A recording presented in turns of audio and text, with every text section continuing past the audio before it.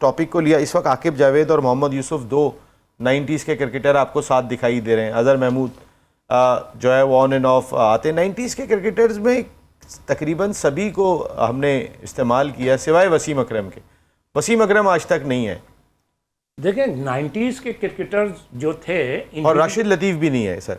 अच्छा, इंडिविजुअल अगर उनकी परफॉर्मेंस देखी जाए तो सबकी आउट क्लास परफॉर्मेंस थी, वर्ल्ड क्लास परफॉर्मेंस थी और वर्ल्ड रैंकिंग में काउंट होते थे 90s के क्रिकेटर।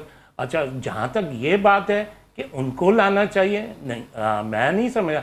90s के क्रिकेटर आकिब जावेद कब का क्रिकेटर है? अच्छा, ये आपका 90s। अच्छा, ये यूनुस खान कब का है?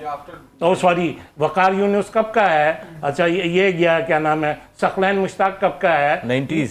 ये कब का है? मुश्ताक अहमद कब का? सबसे पहले तो मुश्ताक अहमद और सकलैन मुश्ताक से पूछो, पिछले 10 या 15 साल से पाकिस्तान क्रिकेट में आप चिपटे हो। मुझे नहीं पता कि किस सन के हैं, आपने कितने पाकिस्तान को स्पिनर्स दे दिए।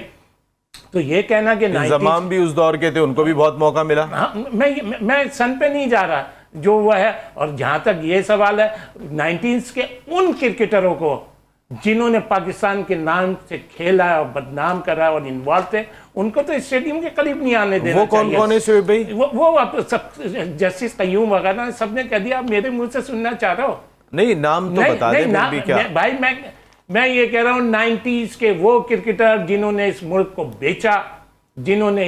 बेचा, और आज भी वो डंके की चोटों पे उनके आदमी बैठे हुए हैं, उनके लोग बैठे हैं, उनके लिए काम कर रहे हैं, उनकी बातें नहीं सुन सकते। ऐसे लड़कों को तो मैं कहता हूँ, लड़के का 4-5 तो बता दें। बहुत थे वो। कौन थे वो? ऐसे कौन है? ऐसे लड़के नहीं, ऐसे आदमी नहीं। अब तो नाना दादा भी हो गए। इनको तो कद्दाफी स्टेडियम के करीब नहीं से गुजर देना चाहिए।